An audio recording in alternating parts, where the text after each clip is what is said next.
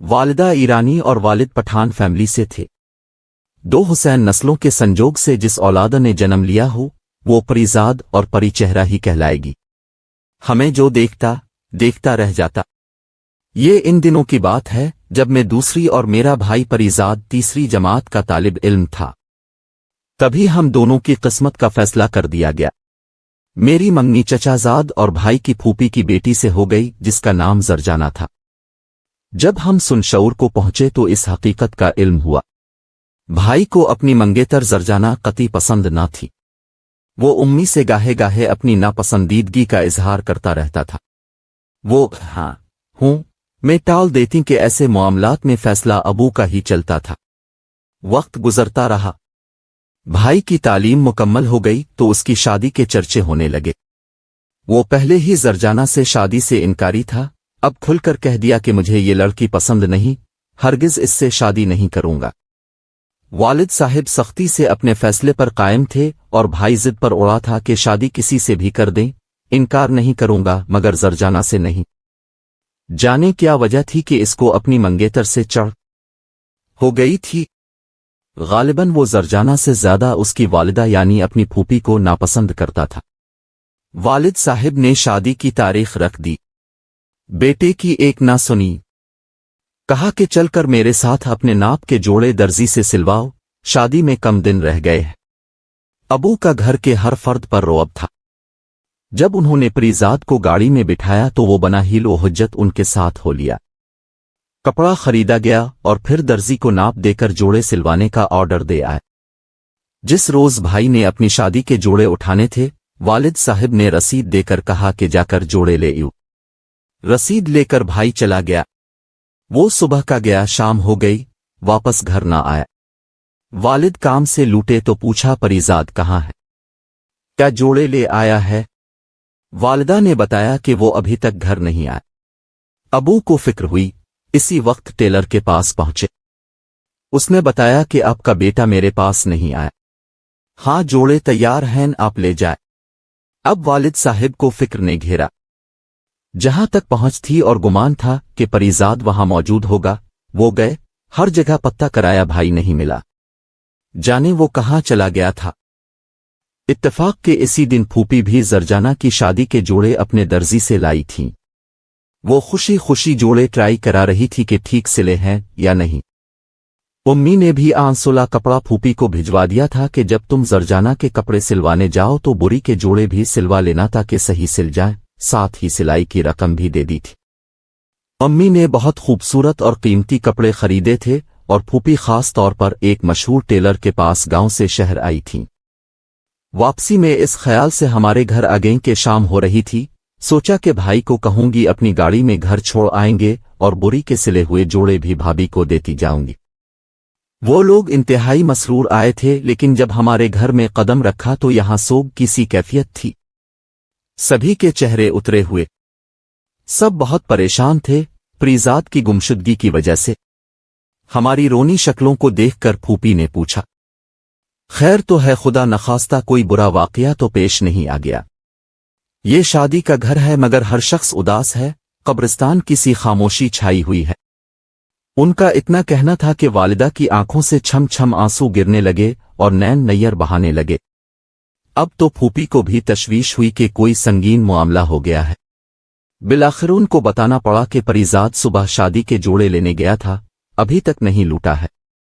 Tailor master سے معلوم کیا تو اس نے بتایا کہ وہ ادھر نہیں آیا، بہت ڈھونڈا، اس کا کچھ پتہ نہیں چلا، اسی لیے ہم لوگ پریشان ہیں۔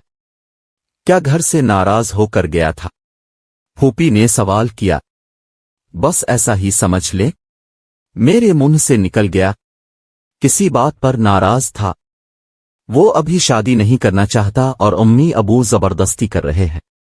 میں نے بس اسی قدر بات منہ سے نکالی، لیکن میری چھوٹی بہن نے کہہ دیا کہ وہ زرجانہ کو ناپسند کرتا ہے، اس لیے وہ شادی سے انکاری ہے اور یہ جھگڑا بہت دنوں سے چل رہا تھا۔ اس نے کہہ دیا تھا کہ اگر میرے ساتھ زبردستی کی گئی تو میں گھر سے بھاگ جاؤں گا یا خود کشی کر لوں گا، مگر ابو نے اس کی بات نہ سنی اور شادی کی تاریخ رکھ دی۔ ایسا تو لڑکے اسی وقت کرتے ہیں جب وہ کسی اور لڑکی کو پسند کرتے ہیں۔ کیا ایسا کوئی معاملہ ہے؟ پھوپھی نے پوچھا۔ یہ تو معلوم نہیں، معلوم ہوتا تو کوئی حل نکالتے، بس وہ بغیر وجہ بتائے انکار کرتا تھا۔ یہ ساری باتیں زرجانہ کے سامنے ہو رہی تھیں اور اس لڑکی کا رنگ اڑتا جا رہا تھا۔ وہ ایسی مردہ ہو گئی جیسے اس کا وقت آخر آ پہنچا ہو۔ اس روز پھوپھی واپس گاؤں نہ گئیں، ہمارے گھر قیام کر لیا۔ بھائی کو گئے تیسرا دن تھا، پھوپھی ابھی تک ہمارے گھر قیام پذیر تھیں۔ ظاہر ہے کہ تشویش کی بات تھی، کئی طرح کے گمان دل کو گھیرے تھے۔ ممکن ہے کہ پریزاد کو کوئی حادثہ پیش آ گیا ہو، ہمارے علاقے میں دشمنی بھی چلتی تھی، ممکن ہے کسی دشمن نے نقصان پہنچایا ہو، بتا نہیں سکتی کہ ہمارے گھر پر کیسا غم کا سیا چھایا ہوا تھا۔ 10 روز بعد شادی تھی، ساری تیاریاں تقریباً مکمل تھیں اور اچانک پریزاد غائب ہو گیا تھا۔ امی اور پھوپھی کا رو رو کر برا حال تھا۔ ہم بہنیں سجدے میں گری اپنے بھائی کے واپس زندہ سلامت لوٹ آنے کے لیے دعائے خیر کر رہی تھیں، اور والد صاحب کبھی ادھر اور کبھی الفا دیر بھاگ رہے تھے۔ پریزاد کے کلاس فیلوز اور دوستوں کے پاس جا جا کر معلومات لے رہے تھے کہ جن کو وہ جانتے تھے۔ بھائی کا کوئی سراغ نہ ملا۔ پھوپھی اور زرجانہ اداس گاؤں لوٹ گئیں کہ پریزاد کی خیریت کی خبر آ جائے تو فوراً مطلع کرنا۔ 15 دن بیت گئے، شادی کی تاریخ گزر گئی، میرا بھائی نہ لوٹا۔ ابھی ہم اسی غم میں گھل رہے تھے کہ اچانک خبر آ گئی کہ زرجانہ نے زہر کھا لیا ہے اور وہ موت وزت کی کشمکش میں مبتلا ہے۔ اسے شہر کے اسپتال لے آئے تھے۔ 4 دن موت سے لڑنے کے بعد وہ زندگی کی بازی ہار گئی۔ جس قدر دکھ بھائی کی گمشدگی کا تھا اس سے کہیں زیادہ زرجانہ کا ہوا۔ پریزاد کے بارے میں امید تھی کہ شاید لوٹ آئے یا اس کی خیریت کی خبر آ جائے، لیکن زرجانہ تو جان کی بازی ہار گئی تھی اور اب وہ کبھی واپس نہیں لوٹ سکتی تھی۔ کسی کو خبر نہ تھی کہ وہ معصوم جذباتی لڑکی ایسا انتہائی قدم اٹھائے لے گی۔ اس کی میت کے ساتھ ہمار الف سارا گھرانہ پھوپھی کے گاؤں چلا گیا۔ پھوپھی نے اسے شادی کا سرخ جوڑا پہنا دیا اور موت کے کھٹولے میں سجا سنوار کر دلہن بنا کر لٹا دیا۔ کیا بتاؤ ہے کیسی پیاری لگ رہی تھی، شاید رخصتی کے وقت بھی ایسا روپ اس پر نہ آتا، لیکن اب جو اس کا وقت رخصت تھا وہ اللہ کسی جوان لڑکی پر نہ لائے۔ وہ ہمیشہ کے لیے اس دنیا سے رخصت ہو رہی تھی۔ یہ قیامت کا سما تھا۔ 3 دن پھوپھی کے گھر قیام کیا اور چوتھے دن ہم گھر آ گئے۔ ہمیں آئے چند ہی گھنٹے ہوئے تھے کہ دروازے پر دستک ہوئی۔ والدہ نے در کھولا، سامنے پریزاد کھڑا تھا۔ والدہ زرجانہ کا غم بھلا کر اپنے بیٹے کی صورت دیکھتے ہی قابو سے باہر ہو گئیں اور میر الخت جگر کہتے ہوئے بیٹے سے لپٹ گئیں۔ وہ روتے ہوئے کہہ رہی تھیں، شکر ہے تو زندہ ہے، شکر ہے تو واپس آ گیا ہے۔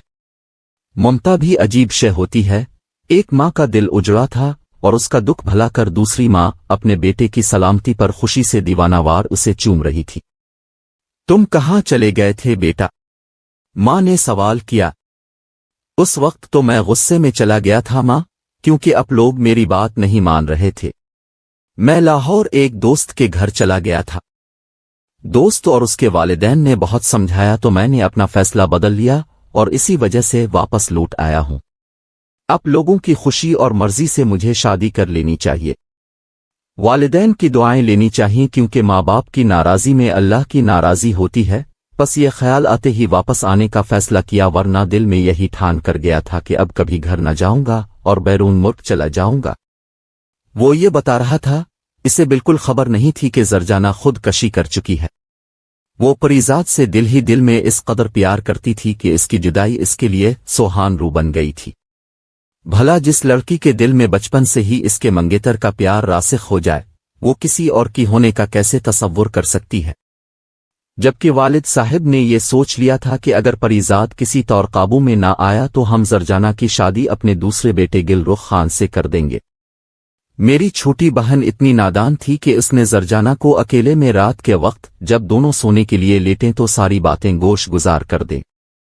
تبھی اسے یقین ہو گیا کہ پریزاد اس سے شادی نہ کرنے کی وجہ سے گھر سے بھاگ چکا ہے، اور اصل بات بھی یہی تھی۔ مایوسی اور دکھ، یہ کیفیت وہ برداشت نہ کر سکی۔ وہ بہت حساس لڑکی تھی، صبر سے کام لینے کی بجائے اس نے زہر کھا لیا۔ جو ہونا تھا ہو گیا۔